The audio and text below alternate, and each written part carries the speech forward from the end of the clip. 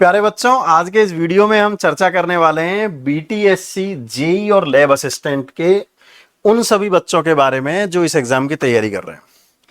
बहुत सारे स्टूडेंट ने 24 अप्रैल को जो वर्कशॉप हुई थी वो अटेंड भी करी थी और उसमें हमने डिस्कस भी किया था कि आने वाले यदि 120 से 150 दिन में आपको इस एग्जाम को क्लियर करना है तो इतने दिन में आपको कैसे तैयारी करनी चाहिए।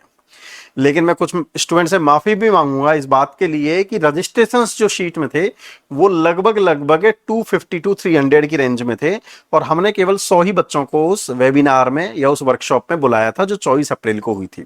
तो इसी कंटिन्यूएशन में हम वर्कशॉप का पार्ट 2 लेकर आ रहे हैं। वर्कशॉप का पार्ट 2 उन स्टूडेंट्स के लिए अगेन जो बीटीएससी, जेई और लैब असिस्टेंट के लिए एग्जाम दे रहे हैं, वो उस पार्ट 2 में पार्टिसिपेट कर सकते हैं। पार्टिसिपेट करने के लिए जिन स्टूडेंट ने पहले से गूगल फॉर्म भर रखा है उनको दोबारा भरने की जरूरत नहीं है। अब उन बच्चों का भी नंबर आ जाएगा इस बार जिन्होंने पहले भरा था। साथ में जो नए बच्चे जिन्होंने अभी तक फॉर्म फिल नहीं किया वो इस वीडियो के डिस्क्रिप्शन में दिए हुए गूगल फॉर्म को फिल कर सकते हैं ताकि यहां पे इस वर्कशॉप में पार्टिसिपेट कर सकें। ये जो वर्कशॉप है, मैं फिर बता दूं, जो पार्ट 2 वर्कशॉप है इसको इस बार मैं और रवि सर लेने वाले हैं और ये वर्कशॉप होने वाली है आपकी 29 अप्रैल को, 29 अप्रैल वेडनेसडे को रात में 8 बजे। पिछली बार जो एजेंडा था वही एजेंडा इस बार है, लेकिन जो बच्चे नहीं अटेंड कर पाए, जिनको हमने इन्विटेशन नहीं भेजा, उनके लिए है ये। इसका एजेंडा मैं फिर से रिपीट कर देता हूं। पॉइंट नंबर 1 ये है कि बीटीएससी, जेई और बीटीएससी लैब असिस्टेंट आने वाले 120 दिन से 150 दिन में कैसे कंप्लीट करें और ये आसानी से हो सकता है। कैसे हो सकता है हम डिटेल में वहां चर्चा करेंगे, लेकिन हमने करके दिखाया है।